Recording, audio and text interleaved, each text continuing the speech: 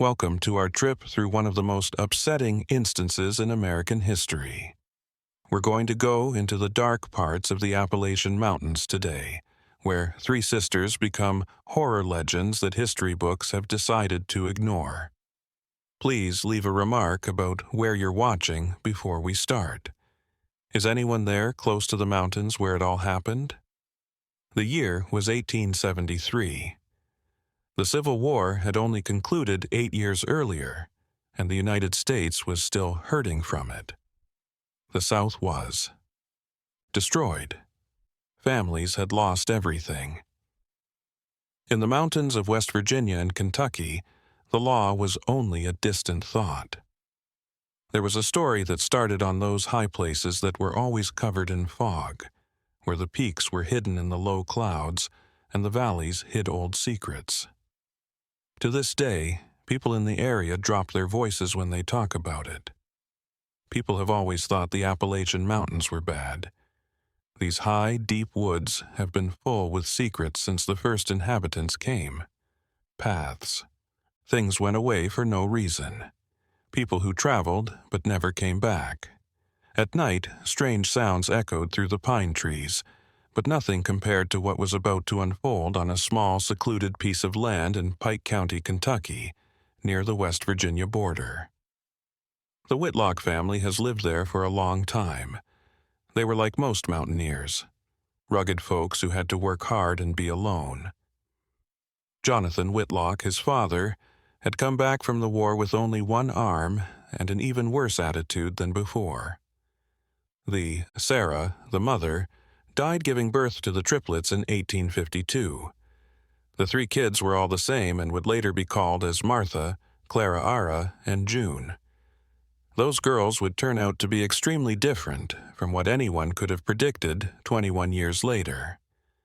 It was hard enough to grow up in those mountains without a mother. It was awful to grow up with a father who drank too much and hit people. The Carpenters, who lived the closest to each other, were over 3 miles apart along a steep and dangerous trail. There was no school in the area. There wasn't a church. The only things there were cliffs in the forest and the wind that howled through the valleys. The three sisters grew up like wild creatures, learning how to hunt, set traps, and live. Jonathan didn't go to Pikeville, the county seat, very much.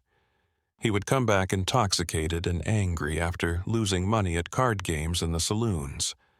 The sisters learned to hide when they heard his heavy footsteps coming up the trail when they were very young. They learned how to remain quiet. They learned that no matter what, they shouldn't cry. They also learned something darker, that in those mountains, isolated from any authority, a person could do almost anything without getting in trouble. In May of 1873, the first clue that something was very wrong arrived. Elias Turner was a traveling merchant who sold fabric, tools, and medicine on the Whitlock estate. That was the norm back then. Merchants walked from farm to farm, delivering news and goods that the Highlanders couldn't create themselves. People in the area had known Elias for years. A friendly, middle-aged married man with 4 kids who lived in Prestonburg. Elias never came back home. His wife waited a week before going to the sheriff in Floyd County. They set up a search, but in the Appalachian Mountains, finding someone was like trying to find a needle in a haystack that was the size of a whole state. The paths grew, split, and vanished. Deep ravines obscured any signs, and the forest was so thick that a person could be totally hidden even a few meters away. Sheriff Thomas Blackburn, who has been in the business for a long time, the war with experience in tracking followed Elias's usual path. He talked to farmers who had seen him. A couple who resided approximately 10 miles from the Whitlock property gave the most recent confirmation. They said that Elijah had talked about traveling there next. It was the final place he stopped before going home. On a rainy June afternoon, the sheriff and 3 deputies went to the Whitlock cabin. Jonathan met them on the balcony. He was clearly drunk. He said he hadn't seen any even though it was only 3 o'clock in the afternoon. Traitor. He said that no one had been there in weeks. The three daughters stood at the door and watched in quiet. The sheriff saw something strange about these identical young women. They didn't even blink. They stayed still. They stood there with blank eyes and frozen bodies, just looking. All of them were wearing dirty, old clothes. Her long, dark hair flowed over her shoulders in a messy way. There was something basic about them that made the sheriff tremble without meaning to. Blackburn wanted to search the property. Jonathan said no because there wasn't a search warrant. He was right in a technical sense. At that time, people took legal safeguards very seriously, especially in the South, which was still angry about the federal occupation after the war. Without solid proof of wrongdoing, the sheriff couldn't make anyone go inside. He scribbled everything down in his notebook and headed down the mountain with his troops. That visit stayed in his thoughts, though. 3 weeks later, someone else went missing. This time, Reverend Isaiah Morton was a traveling preacher. He went alone to the remote areas of Appalachia to spread the word of God. He was a 60-year-old man who was emaciated and weak and relied on the kindness of the devout to stay alive. People knew the Reverend's itinerary, and the last time anyone saw him, he was going to the higher highlands where the Whitlock estate used to be. People were more worried by Reverend Morton's disappearance than Elias Turner's. Even in the most isolated areas, a preacher was a revered person. Churches in 3 counties came together. Search crews of up to 20 men walked the trails for days. They looked in ravines, examined tunnels they already knew about, and followed every lead they could find. Nothing. The minister had just disappeared into the pine trees like smoke. Sheriff Blackburn went back to the Whitlock estate. This time, 5 deputies plus a county judge who had issued a search warrant because of the pattern of disappearances were needed. Jonathan was even more angry. He yelled that this was persecution and that he was a veteran of war who deserved. He told Blackburn to respect his property, but the law was the law, and Blackburn wouldn't back down. It took hours to search. The cabin was modest, with only 3 rooms that weren't very well made. There wasn't a basement. There were only old agricultural tools, a few bales of hay, and nothing else in the barn. The men looked in every nook and cranny, turned over straw, and looked for newly turned dirt. The 3 sisters always sat together on the balcony and watched everything in silence. It was like they were one thing, broken up into 3 parts. The others moved when one did. When one person looked to the side, the others did too. Some deputies didn't want to stare straight at them since their behavior was so upsetting. They didn't find anything, not a single thing, that could connect the Whitlocks to the missing people. The sheriff had to give up and head back down the mountain. But he couldn't forget about that visit. A strong feeling that something was very wrong in that place. It wasn't simply the heavy, the weird family, or the way the property feels. There was more to it. A stench in the air that he couldn't put his finger on. An awful spirit that seemed to come from the ground itself in the summer of 1873. 3 other people went missing. William Hayes was a 19-year-old fur trapper who was just beginning out in the highlands. Dr. Samuel Pritchard was a country doctor who traveled between farms to treat sick and injured people. He had a woman named Rebecca Stone as his first female victim. Was running away from a planned marriage and trying to get to Tennessee to see family by crossing the mountains. The same creepy pattern happened with each disappearance. People saw the figure going toward the tallest mountains. Someone said that they had pointed to the Whitlock property as a landmark, or a spot where they could get water or shelter. And then there was complete silence. It seemed as if the mountain just swallowed these folks whole, leaving no sign, clue, or belongings behind. Panic started to spread to nearby counties.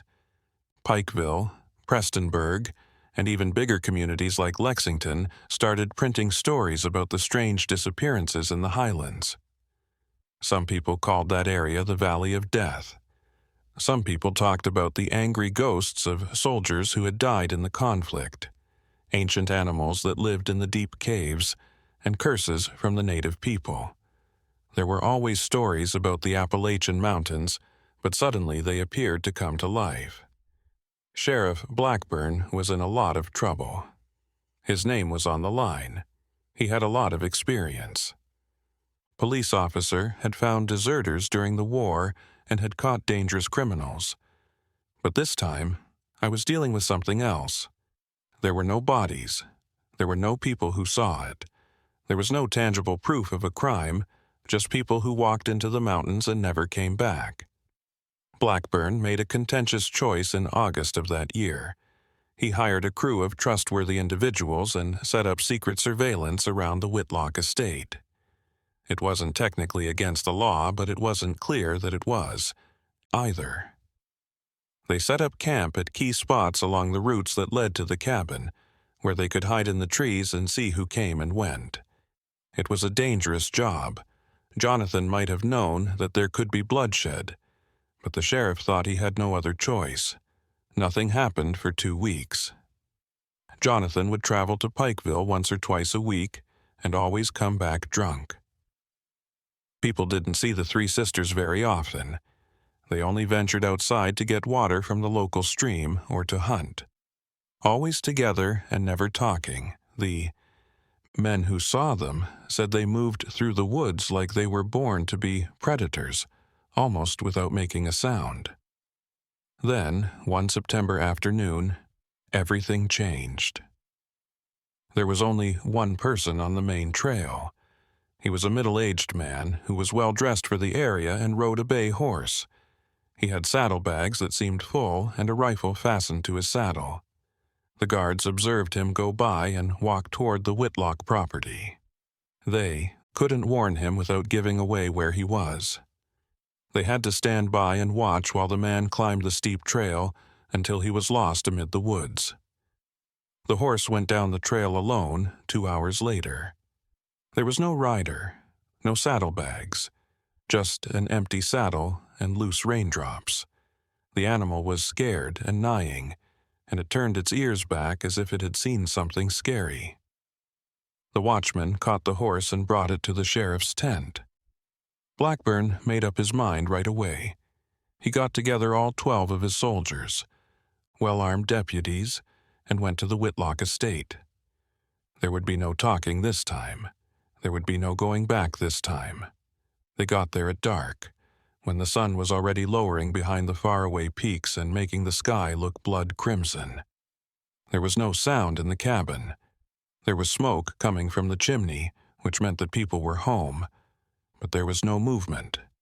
There was no sound, just a thick, unnatural silence that seemed to wrap around the space like a shroud.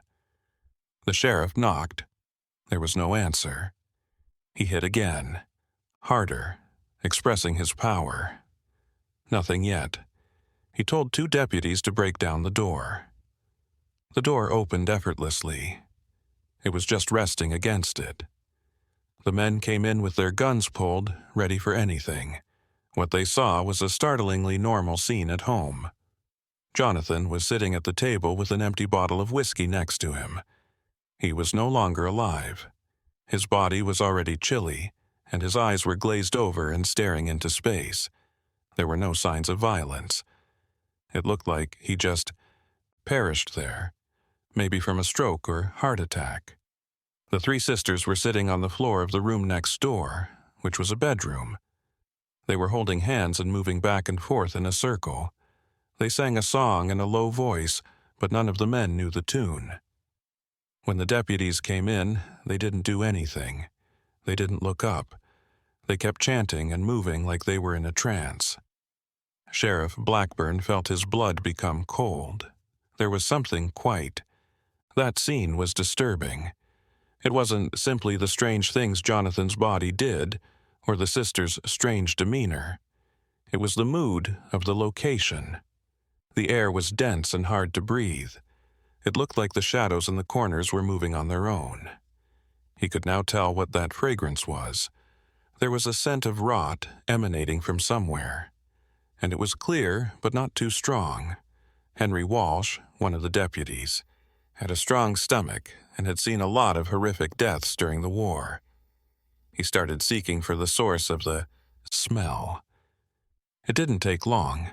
There was a trap door in the back of the hut, which was partly hidden by straw and old boards.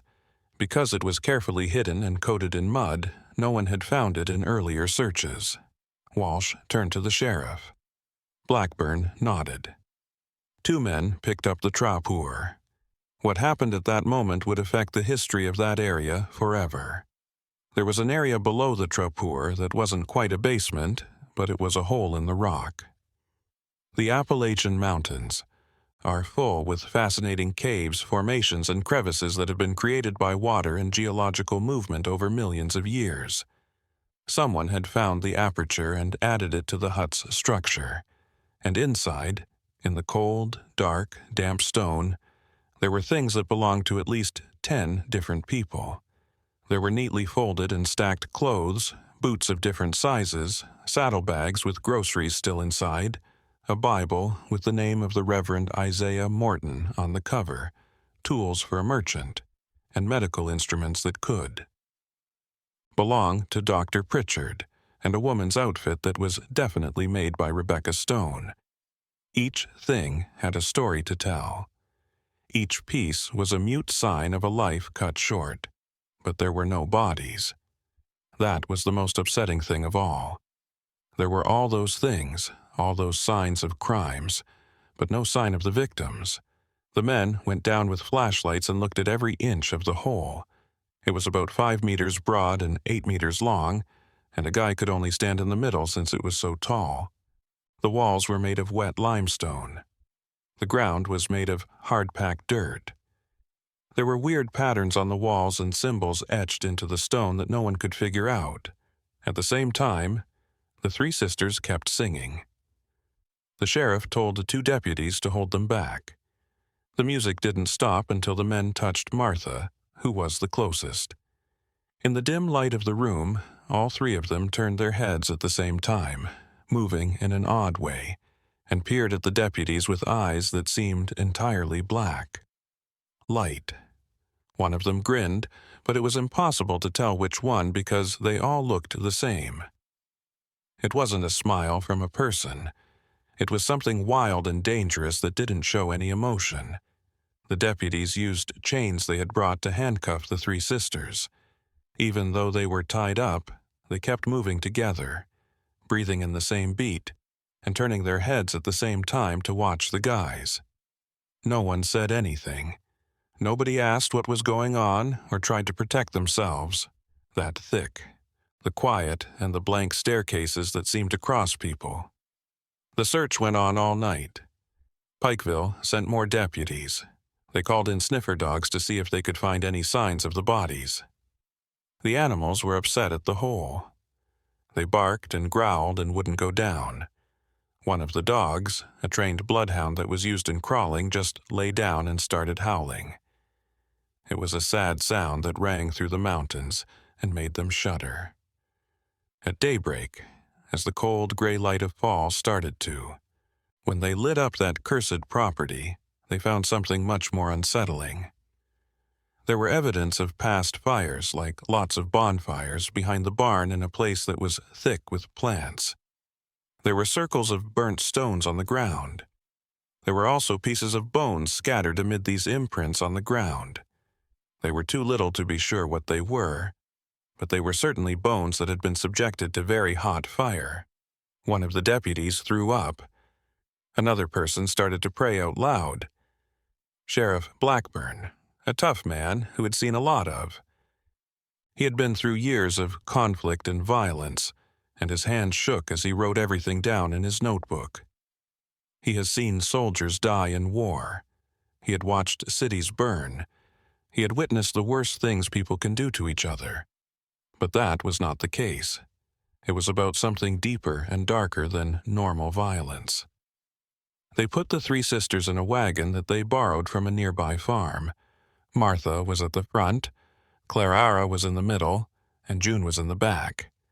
They were all in the same room, kept moving the same way. When one person tilted her head, the others did too. When one person blinked, the others did so. It was like they all had the same mentality spread out over 3 bodies. The guards who were watching them didn't stare straight at them. There was something about these young women that was hard to understand, something that made even the boldest feel scared. It took hours to get down from the mountain. The cart moved slowly along the bumpy path, teetering dangerously on some steep parts. The sisters showed no pain. They didn't ask for any water. They didn't say anything about the currents. They didn't converse to each other. They were so still, like they were waiting for something that only they understood what it was. It was already mid-afternoon when they got to Pikeville. Even though there were no telephones or telegraphs in the country, news spread quickly back then. People on horseback had disseminated the news. When the wagon came, a lot of people came to the main street. There, present, were probably around 200 people present, maybe more, who were related to the missing folks. Vigilantes who are curious. The mood was tight, full with fear and wrath. The sheriff had to put his soldiers around the wagon to stop the throng from moving forward. Some yelled for justice right away. Some people told the sisters to tell them where the bodies were. But the 3 of them stayed completely quiet, their features colorless and blank, like porcelain masks with no life behind them. The crowd's hate didn't even appear to be enough to touch them. It seemed like they lived in another planet, cut off from any human feelings or consequences. The Pikeville jail was a small facility made of wood and stone with only 4 small cells. The sheriff put the sisters in different cells because he wanted to sever that unusual bond they had. They fought back for the first time since they were caught. The 3 started to yell when the deputies tried to break them up. Not words, but high-pitched, unnatural sounds that made them. A few males put their hands over their ears. It was a fantastic match, 3 voices making the same note at an ear-splitting volume. The noise stopped suddenly after around 30 seconds. The sisters went into their cells without putting up any more of a fight. But now that they were apart, things were different. Each one went to a different corner of her cell and stood there like a statue staring at the wall. They didn't lie down. They didn't sit down. They stood perfectly still for hours at a time. The guards who were watching them said it was impossible to tell if they were awake or asleep. His eyes stayed open, but they didn't blink. Her breasts hardly moved when she breathed. Things started to happen that were strange in the Pikeville jail that night. The sheriff had left 2 guards on duty, Robert Mills and James Crawford, who were both very experienced. Mills said that around 11 p.m., he heard whispers coming from the cells. These weren't clear words. They were just low, rhythmic sounds that seemed to come from all 3 cells at once. As he got closer too, as soon as they heard the investigation, the whispers stopped. The 3 sisters stayed where they were, facing the walls, and it looked like they hadn't moved an inch. Crawford said he saw one of the sisters at 2 o'clock in the morning. He couldn't tell which one it was because it was floating a few inches above the floor of his cell. She called Mills, but when they both looked, she was standing up straight. The 2 guys looked at each other nervously. Both of them were scared, but neither of them wanted to say so. There was an oppressive presence in that. Building, as if the walls were full of something bad. When Sheriff Blackburn got there at dawn to check on the prisoners, he saw that his guards were very shaken up. Mills's hands shook and there were dark circles under his eyes. Even though it was a cool morning, Crawford was pale and sweating. Both of them asked to not have to do that. Blackburn didn't fight back. When he walked into the hallway where the sisters were being held, he could feel the heavy air. The Whitlock estate investigation is still going on, though, kept going. Along with the county's medical examiner, Dr. Albert Brennan, more men had been sent. They looked at Jonathan's body right there on the table where he died. Brennan didn't find any signs of violence or obvious poisoning. The man looked like he had died, maybe from heart failure caused by long-term drinking. The doctor was interested in something, though. Jonathan's pupils were huge, and his eyes were very dilated, as if he had seen something scary in the last few seconds. The study of the bone pieces found near the fires has confirmed what everyone was afraid of. They were bones from people, like small pieces of skulls, ribs, and long bones from arms and legs. All of them had been in very hot places. The doctor thought that it would take fires that burned for a long time, maybe even days, to get bodies to that point. It was a careful, almost ritualistic process that showed planning and repetition. Even more troubling was the finding of a diary. It was wrapped in an oiled cloth to keep it dry and hidden under a loose board in the sisters' room. The diary was Sarah Whitlock's. She was the mother and died giving birth 21 years before. The writing was shaky and smeared in a few places, and the entries were not always clear, but the content revealed things that no one expected. Sarah wrote about how hard her pregnancy was, and how I had scary dreams every night. 3 shadowy figures appeared in my dreams, came to see her and whispered things in a language she didn't know, but she somehow understood perfectly. She wrote about waking up with strange marks on her skin, scratches she didn't remember getting, and the growing feeling that I was carrying something that wasn't completely human. The last entries, which were written just days before the birth, were almost impossible to read. Sarah said she saw 3 identical girls who would grow up to be something awful. She begged God to forgive her, but she didn't say what she wanted to be forgiven for. It talked about an old cave deep in the mountain where the Cherokee natives who lived there before the settlers did rituals that have been forgotten over time. She said that she could feel the place calling to her and pulling the children in her womb. The last entry in the diary was just a line of big, uneven letters that ran across the page like a silent scream. "I don't own them. The mountain owns them," Sheriff Blackburn read. Those words were on the porch of Whitlock Cabin, where they could see the sun set over the faraway ridges. He didn't believe in luck. He had seen enough of the real world to know that ghosts and spirits don't exist. But he held that diary in his shaking hands, feeling the weight of the words of a woman who had been dead for a long time. There was something about that mountain, something that came before the Whitlocks, maybe even before the settlers themselves, and the 3 girls were somehow linked to it. People in Pikeville were getting ready prepared for the trial. Nathaniel Pierce, the county prosecutor, was building the case against the sisters. The legal situation was complicated.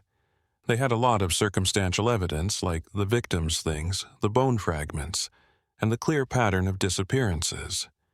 However, they didn't have any bodies that could be identified. There were no witnesses to any crime, and no one confessed. The 3 sisters just didn't talk. Pierce brought in experts from Lexington, including an experienced prosecutor who had worked on serial homicide cases, even though the term wasn't used at the time. Murder cases, even though the word wasn't used yet. A psychiatrist, who was not very common in the area, looked at the sisters through the bars of their cells. Dr. Heinrich Müller, the psychiatrist, was a German immigrant who had gone to school in Europe. He spent 3 days watching the young women. His report was very upsetting. Müller said that the 3 did not show normal signs of being aware of their surroundings. They didn't respond to outside stimuli the way we thought they would. They didn't show any signs of fear, anger, sadness, or any other emotion. When I tried to talk to them, they didn't answer or even say that someone was talking. It seemed like they were in a different state of mind, not connected to the reality that most people share. It was even more disturbing to see that the 3 continued to act in sync, even though they were in separate cells that didn't let them see each other.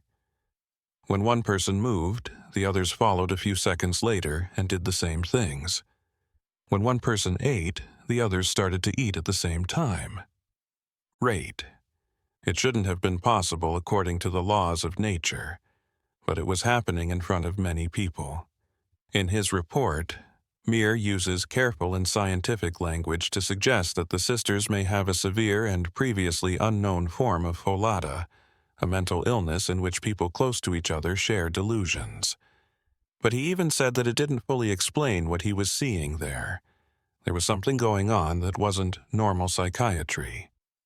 There, word of the case got out of the counties where it happened. The devilish triplets of Appalachia case got a lot of attention from newspapers in Louisville, Cincinnati, and even New York. There were a lot of sensationalist articles that mixed facts with speculation and fantasy. Some papers said that the sisters were witches.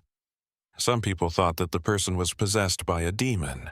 There were even ideas that they were hybrids of humans and some mountain creature, the results of experiments that no one knows about.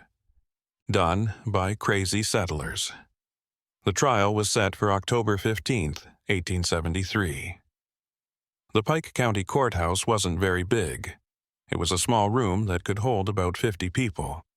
But that day, hundreds of people crowded outside trying to get a seat to see what was sure to be the most amazing event in the area's history. Justice Cornelius Hammond, who had been on the bench for more than 20 years and was 62 years old, had never seen anything like it before. They brought in the three sisters, Lynx. This time, they wore plain dresses that the sheriff's wife gave them because their original clothes had been taken as evidence. They were wild in a way that went beyond how they dressed. Her hair had been brushed, but it was already messy again. Their pale faces stayed completely blank. Even though they were chained together, they walked in perfect sync, as if they were one being moving through three bodies. Prosecutor Pierce made his case in a very organized and efficient way. He called witness after witness. Family members of the missing person were able to identify the things that were found in the hole under the Whitlock hut. Elias Turner's wife cried when she saw the coat that she had patched up years before.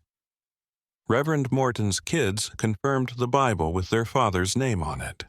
Rebecca Stone's sister was able to tell what dress it was by looking at a certain part of the embroidery that she had done herself. The coroner gave his opinion on the bone pieces.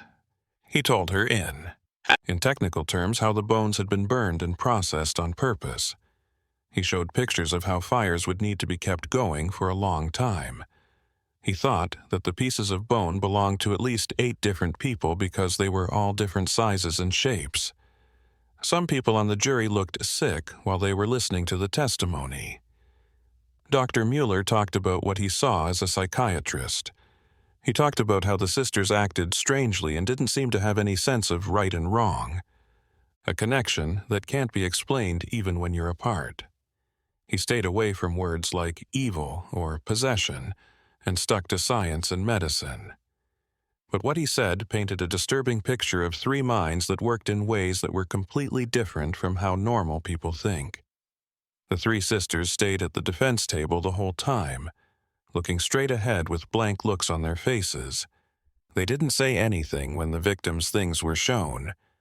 When family members cried in front of them, they didn't show any emotion. Stand. It was like they were completely cut off from everything going on around them, or like they just didn't care. Thomas Aldridge, a young man who had just graduated from law school 3 years before, was the defense attorney.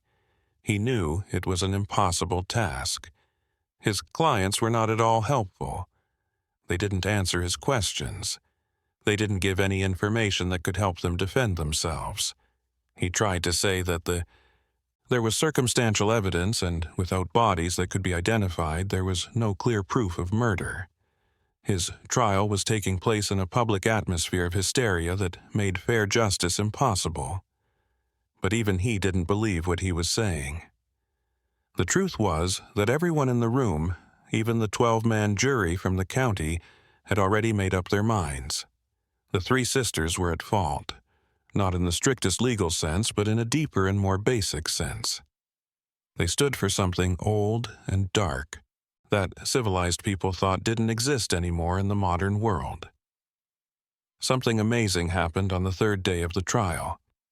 According to the sheriff's identification of Martha, one of the sisters, based on a small scar on her left hand, she slowly turned her head and looked directly at the jury.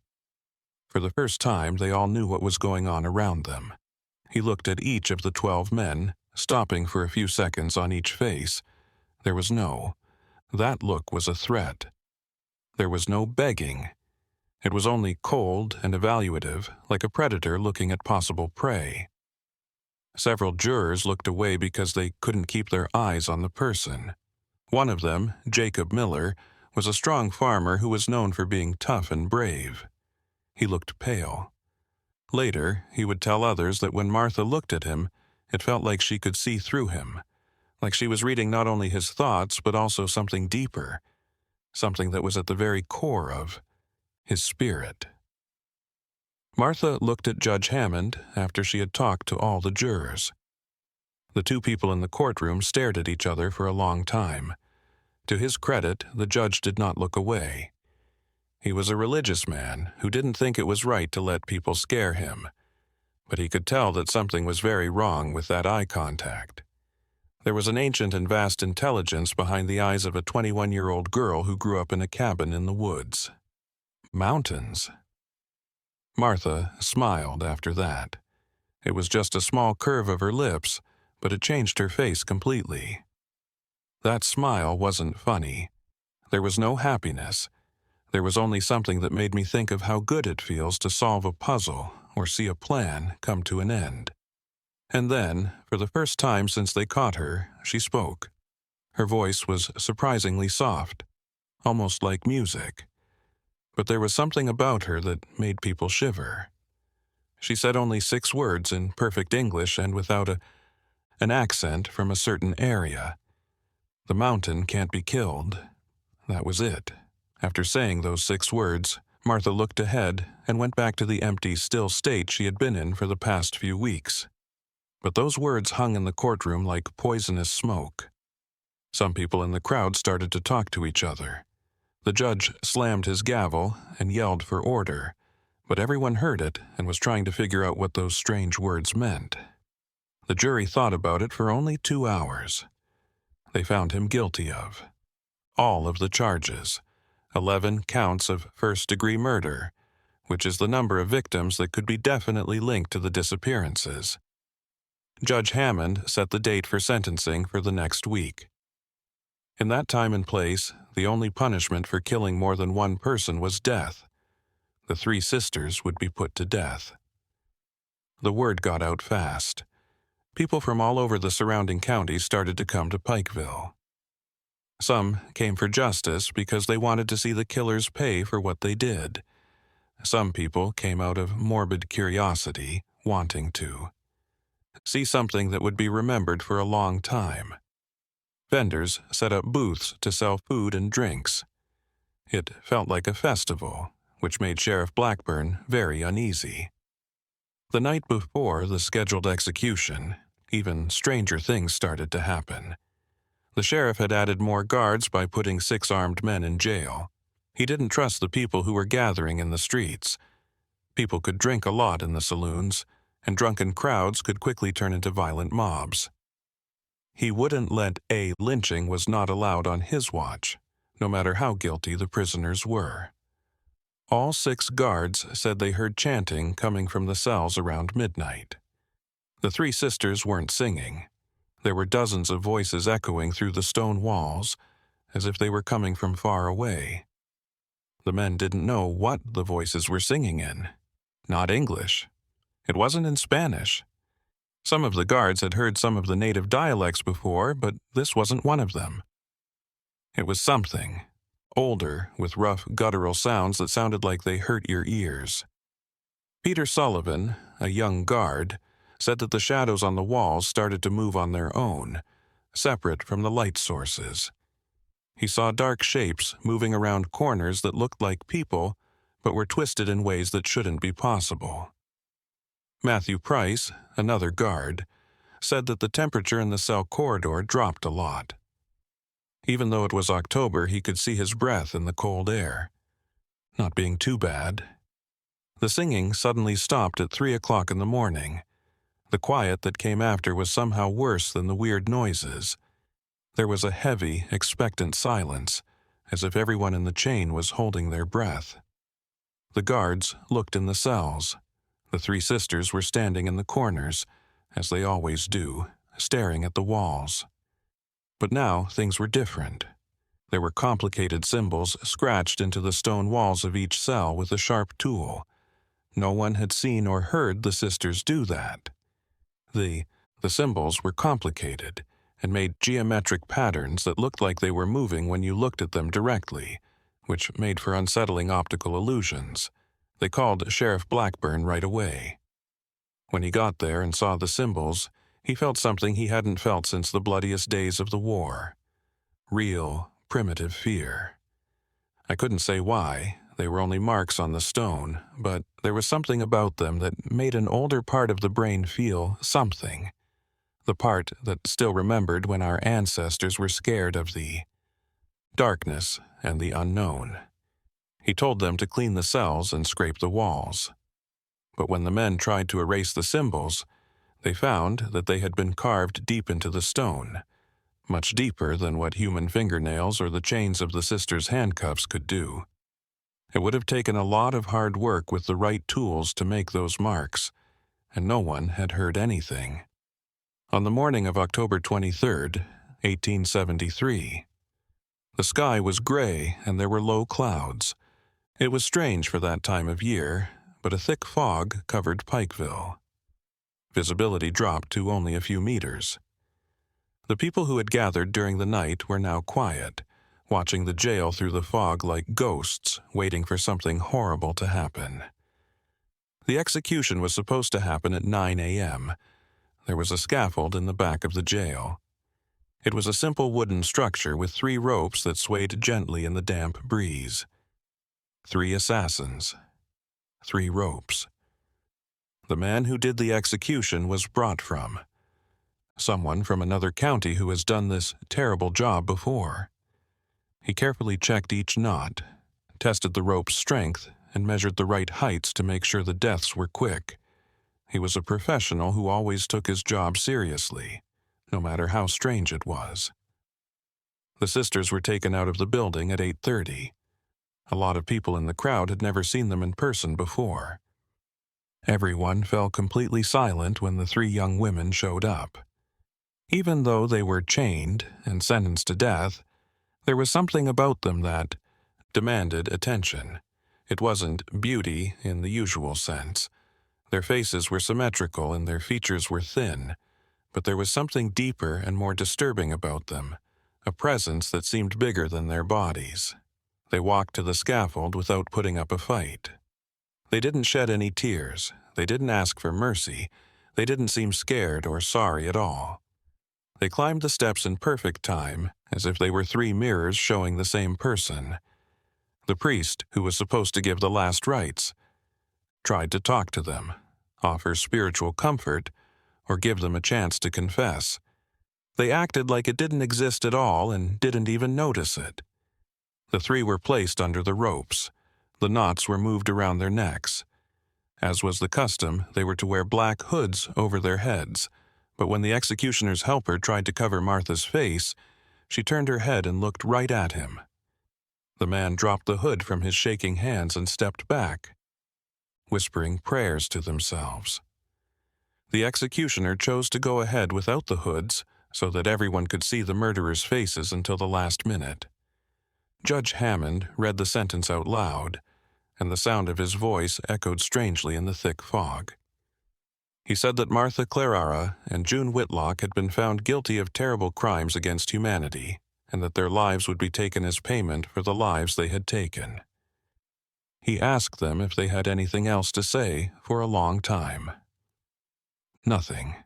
The 3 of them then opened their mouths at the same time and said, "The mountain remembers. The mountain awaits. The mountain always returns."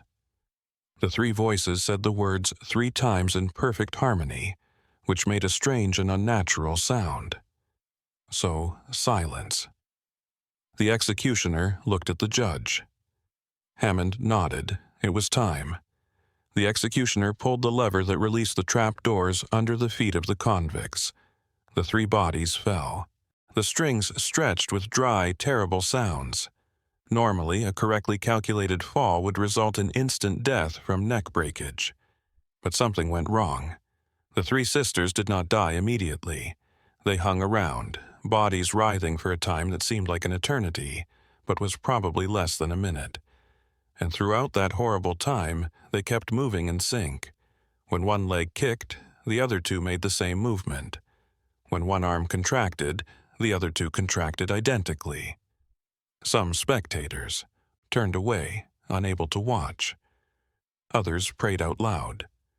The doctor who was there to confirm the deaths watched with horrified interest. Finally, the movement stopped. The 3 bodies stood still, swaying gently on the ropes.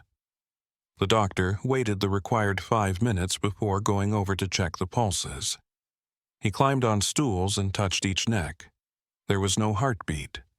The 3 Whitlock sisters were dead. But then something happened that would make that day a legend whispered for generations.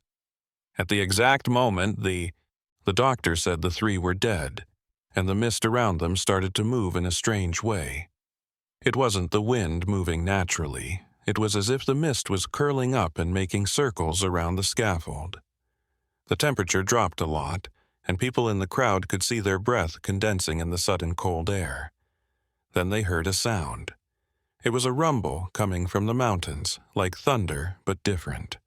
It was deeper, longer, and vibrating through the ground beneath people's feet. Some people thought it was an earthquake. The Appalachians had some seismic activity, but it didn't feel natural. It seemed like the earth was reacting to what had just happened.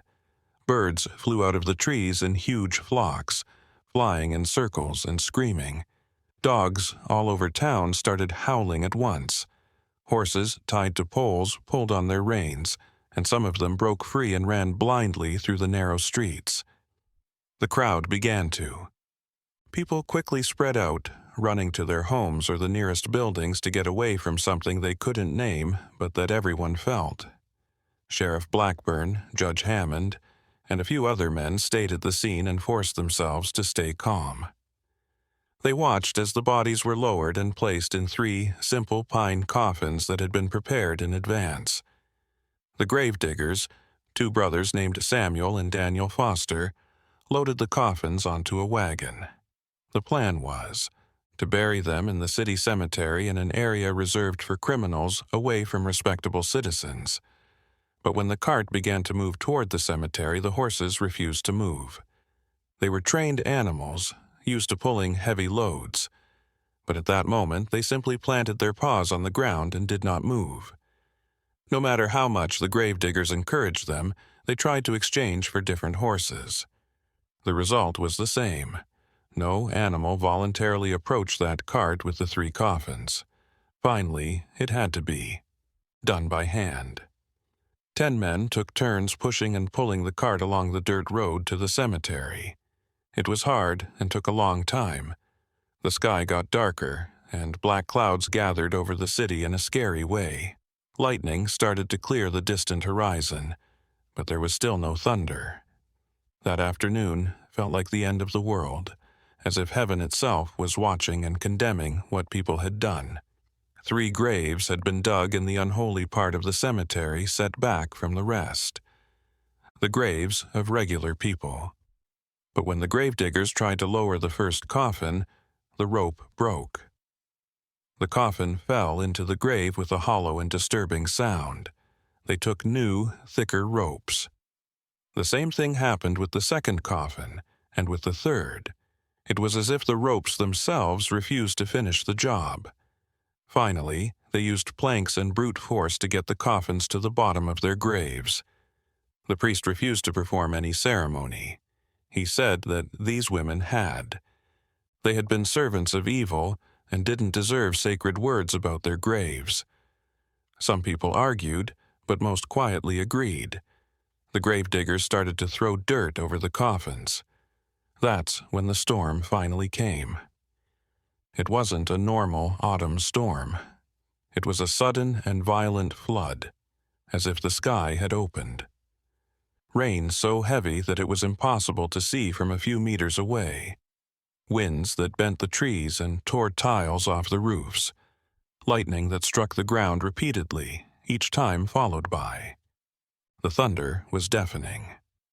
The storm only lasted 20 minutes, but it did more damage than any storm the older residents could remember. When it finally stopped, as suddenly as it had started, the men in the cemetery were soaked and covered in mud. The 3 pits were filled with muddy water. They had to wait hours for the water to drain enough to continue the burial. When they finally finished, it was almost night. No one wanted to be in that cemetery after sunset, so they hurried to finish. They piled the dirt over the graves without ceremony or care. There was no tombstone. The 3 pits were left unmarked, just jagged mounds of fresh earth that would soon be covered by plants. It was as if the city wanted to forget that those women had existed, as if not marking their graves could somehow erase the memory of the horrors they had committed. But the memory is not so easily erased, and in the days and weeks that followed the execution, it was clear that something was not over. They started with dreams. Dozens. People in Pikeville have been having the same nightmares. They dreamed of 3 figures standing in the mountains, calling, always calling. They dreamed of strange symbols scratched in stone that burned with cold light. They dreamed of voices singing in languages that had been dead for thousands of years. Sheriff Blackburn was one of those affected. He woke up every night at 3 o'clock in the morning, the exact time when the chance had stopped in jail that last night. He woke up with a racing heart and the absolute certainty that someone was watching his room, although he never saw anything. His wife noticed that he began to avoid looking at the mountains to the north, the same mountains where the Whitlock estate once stood. Judge Hammond developed a tremor in his hands that he could not control. He tried to hide it from everyone, but he was there, constant and persistent. At night, when he was alone in his office, he sometimes heard whispers coming from the dark corners. He could never understand the words, but the tone. Heart, and the absolute certainty that someone was watching his room, although he never saw anything. His wife noticed that he began to avoid looking at the mountains to the north, the same mountains where the Whitlock estate once stood. Judge Hammond developed a tremor in his hands that he could not control. He tried to hide it from everyone, but he was there, constant and persistent. At night, when he was alone in his office, he sometimes heard whispers coming from the dark corners. He could never understand the words, but the tone was clear. It was mockery. It was the promise of something terrible yet to come. The judges began to have strange experiences.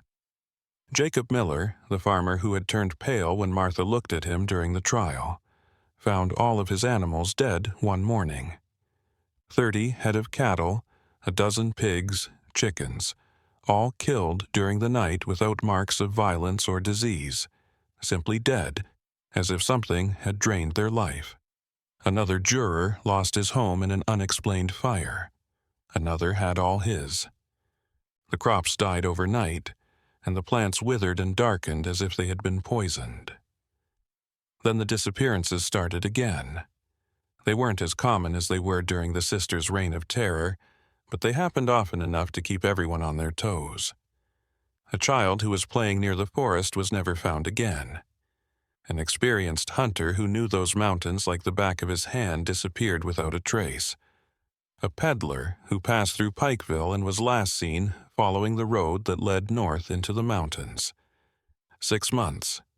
After the execution in the spring of 1874, an expedition was sent to look into the old Whitlock estate. The sheriff had gotten reports from people who lived far away that they saw strange lights in that area at night. These lights were not like ordinary bonfire lights. They seemed to move between the trees with their own purpose, flashed in regular patterns, and sometimes formed circles or other impossible geometric shapes.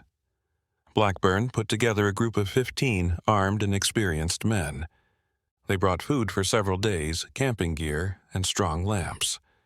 The climb up the familiar trail was harder than it had been before. The plants had grown aggressively over the winter, as if the forest itself was trying to take back that place and erase any signs of human habitation. In some places, branches blocked the way where the trail used to be clear. Roots had grown through the beaten earth, making it dangerous to walk. It took them 2 days to reach the property. When they finally got out of the thick, when they got to the hut in the forest, they all stopped without meaning to. The place had changed. The hut was still standing, but it seemed to be falling apart at an impossible rate. The wood was rotting and covered in moss, as if decades had passed instead of just 6 months. The roof had partially collapsed. The windows were all broken, but no one knew how or why. The place had a quality of ancient ruin, something that should have taken years to happen but had happened in months. More disturbing was the feel of the place. All the men felt. It was a heavy feeling of oppression in the air, as if they were being watched by invisible eyes. They knew they weren't welcome. The horses they had brought were restless, neighing, and trying to get back along the trail. They had to tie them tightly to trees far from the cabin, where they seemed less agitated. The sheriff and his men approached the ruined building carefully. The front door was open, hanging only on a hinge. The inside was dark and cold, even though the spring sun was shining outside. They came in with lanterns lit. The furniture had rotted and was covered in mold and fungus. The ground was damp and unstable in some places, but it wasn't the cabin's physical state that caught his attention. It was the symbols. The walls inside were covered with the same symbols that had been found in the jail cells, but they were much bigger and more complex here. They covered every inch of available surface, woven into intricate patterns that made the eyes ache when looked at for long. Some of the men swore that the symbols moved when they weren't being looked at directly, changing into new shapes. One of the deputies, a young man named William Carter, who had not been involved in the original case, laughed nervously and said that they were just gibberish. He reached out and touched one of the symbols. The moment his fingers touched the marked wood, he screamed and pulled his hand back. There was a burn on his palm, red and painful, even though the wood was. Carter's hand was cold to the touch. He wrapped it in a cloth and stood still and pale for the rest of the trip. They went down into the space under the hut. The trapdoor was still open, just like it had been months before. The makeshift wooden stairs were rotten, but still usable. 3 men, including the sheriff, went down. The space looked just like they remembered it, except for one thing. In the middle of the space, where there had only been a dirt floor before, there was now a hole. It wasn't very big, maybe a foot across, but it felt deep. It was only a few feet across, but it felt very deep. When they threw a stone inside, they didn't hear it hit the bottom. From deep inside the hole came a sound. It was faint, barely audible, but it was there. A low, steady hum, as if something very large were vibrating in the bowels of the earth. And sometimes, mixed in with the buzzing, there were voices, singing, always singing, the same strange melody that the guards had heard in jail the last night before the execution. The sheriff told them to leave the hole right away. There was something about that sound that made them feel very scared. It told an ancient part of the human brain to run, to move away, and to never come back. When they came out, they all silently agreed that the hole should be sealed. They started throwing big rocks into it to try to fill it up, but no matter how many rocks they threw in, the hole stayed empty. It was like they were throwing things into a bottomless pit. That just swallowed everything. They finally gave up and covered the trapdoor with heavy planks and stones, as much weight as they could find. They knew it wouldn't help, but they had to do something. They felt so helpless. They had killed the three sisters. They had won, but it didn't feel like a victory. It felt like the end of a chapter in something much bigger and older. They decided to burn the hut. It was the only way to make sure that no one else would be attracted to that place, that no one else would come into contact with those symbols on the walls. They piled dry wood around the structure, poured kerosene they had brought, and set it on fire. The flames caught on quickly, rising high in the afternoon sky. The rotten wood burned with surprising intensity, as if it was eager to be consumed. But when the fire reached the walls with the symbols, something strange happened. The flames took on colors that should not exist. Deep greens and purples that hurt thee. The blue colors were so strong that they looked cold instead of hot. And from the smoke that rose, there were sounds. It wasn't just the normal cracks of burning wood. There were voices again, shouting or singing, or maybe both, in languages that no man alive could understand. The men backed away and watched from a safe distance as the hut burned down. It took hours. The fire burned with an unnatural intensity until there was nothing left but ashes and a few blackened stones from the foundation. And when it finally went out, when only, the sheriff saw something strange in the ashes. They weren't normal ashes. They were black as coal, but they didn't get dirty when touched. They were instantly cold, as if they had never been near fire, and in some places, the ash had settled in patterns that looked like the symbols on the walls. That night, they camped far away from what was left of the Whitlock property. No one slept well. Everyone heard sounds coming from the forest around them. Steps that didn't belong to any known animal. Branches breaking as if big things moved between the trees, and always that distant corner coming from somewhere deep in the mountain, three voices in perfect harmony, singing a melody that seemed to predate humanity itself. At dawn they left quickly. The descent was faster than the ascent, driven by the collective desire to leave that place behind. When they finally emerged from the mountains and saw Pikeville in the distance, everyone felt a palpable relief. But they also knew, without having to argue, that nothing had been resolved. The three sisters were dead and buried. The hut was destroyed, but the mountain remained, and the mountain remembered. In the years following the 1874 expedition, the story of the Whitlock sisters became part of dark Appalachian folklore. But it was not counted as entertainment. It was whispered as a warning. The locals learned to avoid certain areas of the mountains, especially near what had been the Whitlock estate. Experienced hunters, families who used to walk those trails without fear, now took long detours to avoid going there.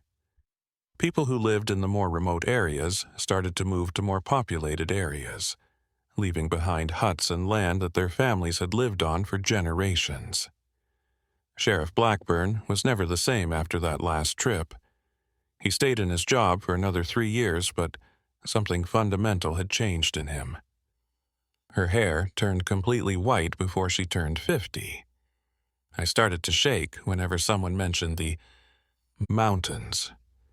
In 1877, he quit his job without saying why and moved with his family to Louisville, a big, busy city where the mountains were only a distant line on the horizon. He never talked about what he saw on that last trip, but those who knew him said he woke up screaming every night at the same time, with the same fear in his eyes. Judge Hammond stayed in Pikeville, but he wouldn't take any cases that happened in the most remote mountainous areas. His hands shook more and more. In 1880, doctors said he had a nervous breakdown.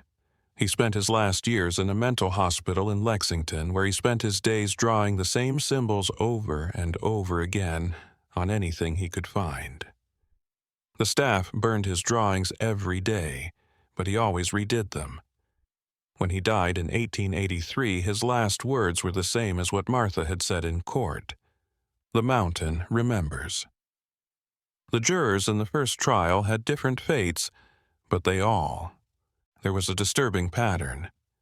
9 of the 12 men died in strange ways before they turned 60. Jacob Miller, the strong farmer who had lost all his animals, disappeared during a storm in 1879. His body was never found, even though extensive searches were made. Another juror was found dead in his own bed with no signs of violence or illness, just dead with wide eyes staring at the ceiling. The third juror slowly went crazy, saying that he saw 3 identical women watching him from afar wherever he went.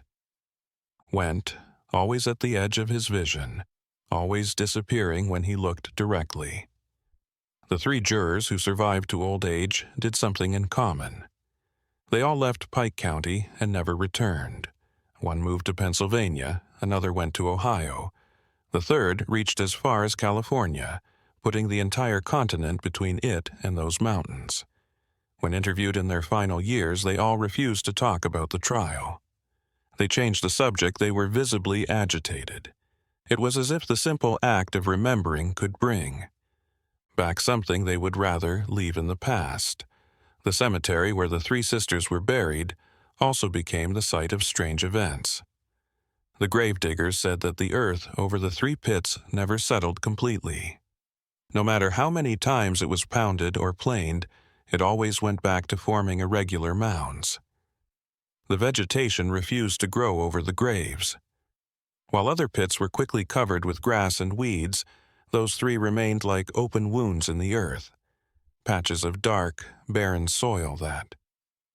People who went to the cemetery, especially at dusk, reported strange things happening. Some heard whispers coming from the graves, and others saw shadows moving between the tombstones, even on nights when there shouldn't have been enough light to make shadows. There have been reports of female figures watching from the edges of the cemetery, always in groups of 3, always the same, and always disappearing when someone got close. Many people thought these stories were just superstitions or overactive imaginations, but the stories were too consistent and came from too reliable witnesses to be easily dismissed. In 1886, 13 years after the execution, something strange happened. A strong earthquake hit the area. This isn't common in Appalachia, but it does happen.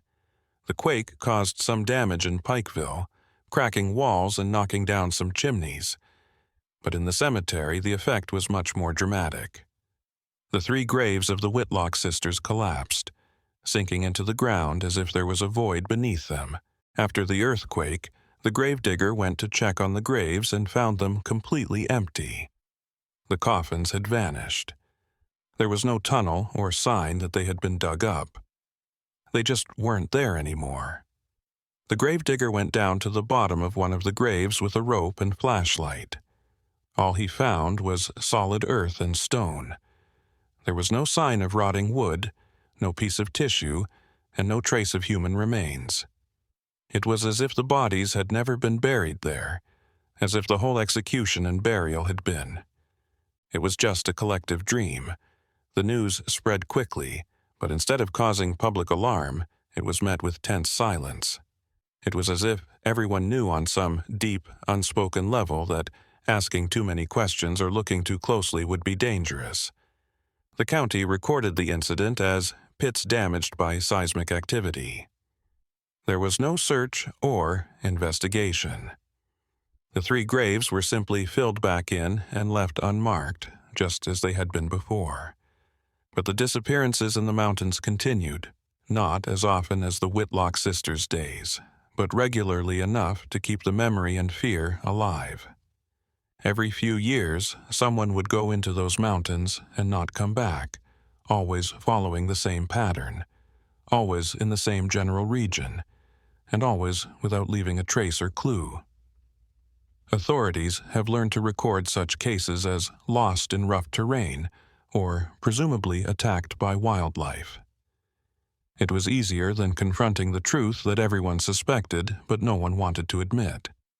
As the 19th century gave way to the 20th, the story of the Whitlock sisters.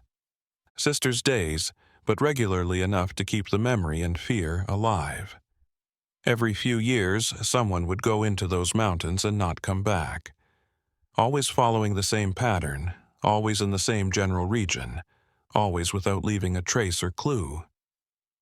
Authorities have learned to record such cases as lost in rough terrain or presumably attacked by wildlife. It was easier than confronting the truth that everyone suspected, but no one wanted to admit. As the 19th century gave way to the 20th, the story of the Whitlock sisters began to disappear from official records. Documents were lost or destroyed in convenient fires. Old newspapers rotted in neglected archives. The people who witnessed the events directly died, taking their first-hand accounts with them. It was as if there was a collective undeclared effort to erase that history from the official memory of Pike County. But oral memory is more resistant than paper and ink. Among the ancient mountain families, the story persisted, passed down from generation to generation in cautious whispers around campfires or on stormy nights when the wind howled through the canyons. By the early 20th century, with the arrival of modernization and industrialization, even in the remote regions of Appalachia, many hoped that the old superstitions would finally die out. Railroads were built, roads improved. Electricity has reached smaller towns. Phones have connected communities that were previously isolated by days of travel. The world was getting smaller, brighter, less mysterious. But the whispers around campfires, or on stormy nights when the wind howled through the canyons. By the early 20th century, with the arrival of modernization and industrialization, even in the remote regions of Appalachia, many hoped that the old superstitions would finally die out. Railroads were built. Roads improved.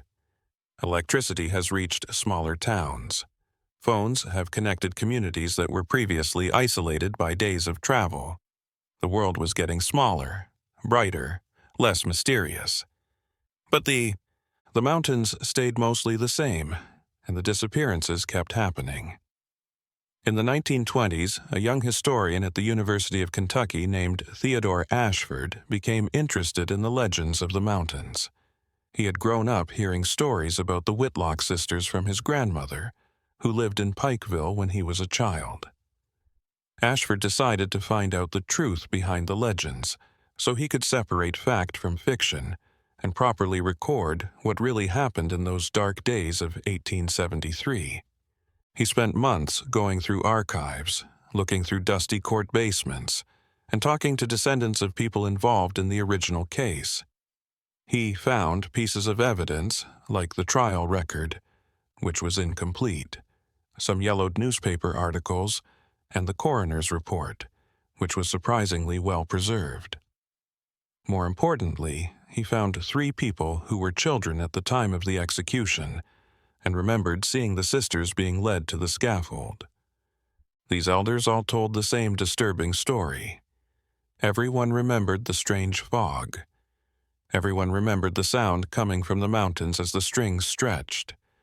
Everyone remembered the feeling that something much bigger and older than those 3 young women was there that day. One of the witnesses, a 78-year-old woman named Elizabeth Porter, said something Ashford would never forget. They were not evil young men. They were just the servants. The real evil is still up there in those mountains, always waiting. Ashford decided to do something that no one had done in decades. He would climb up to the old Whitlock estate. He would document what was left. Maybe he would find physical evidence that could give more context to the story. It was the summer of 1927. He set out alone, against the advice of almost everyone he spoke to, carrying camping gear, a camera, and notebooks. It took him 3 days to find the place. The trails had completely disappeared, reabsorbed by the forest.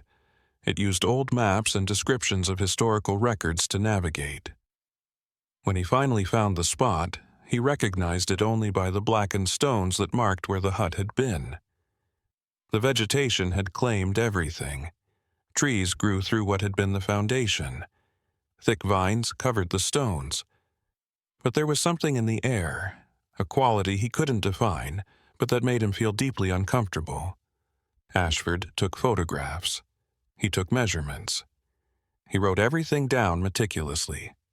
I was looking for the entrance to the... He used maps and descriptions of historical records to find his way. When he finally got there, he only recognized it by the blackened stones that marked where the hut had been.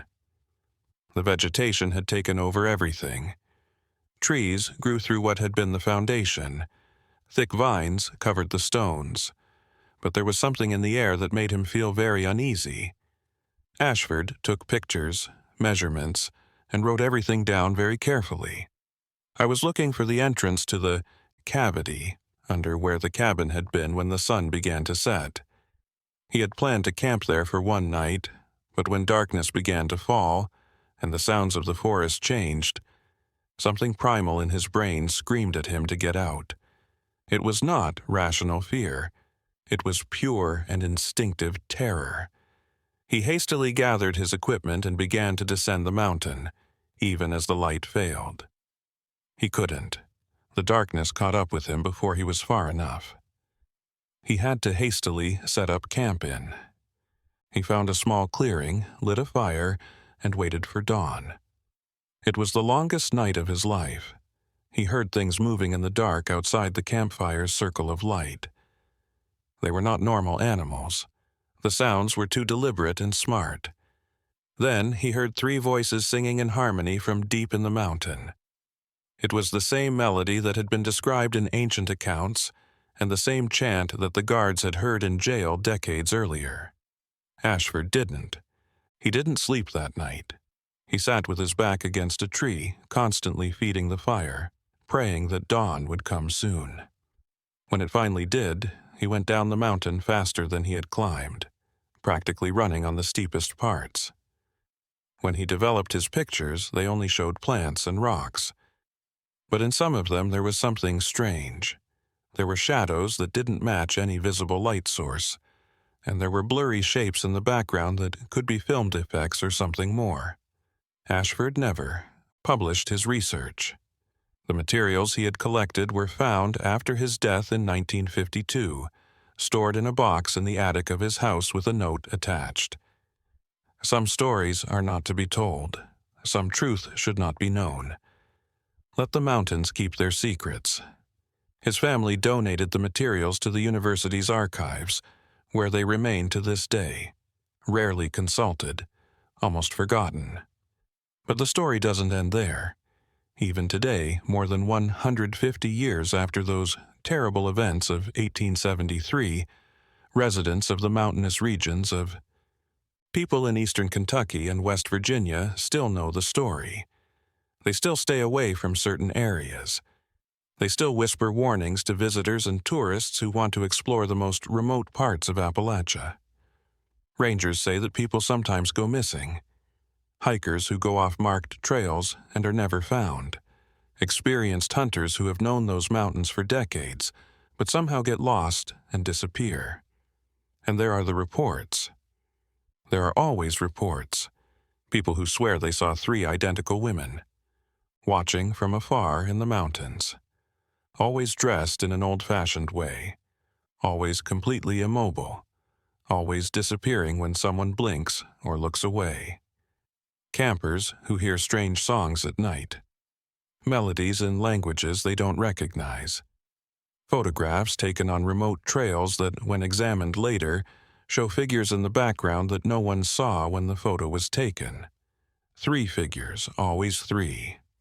Skeptics dismiss it all as folklore, superstition of people from the countryside, exaggerated stories told to scare tourists. And maybe they're right. Maybe the Whitlock sisters were just 3 crazy women who did terrible things and paid the price. Maybe everything that happened after that was just coincidence and the patterns of imagination that the human mind makes when faced with chaos and the unknown.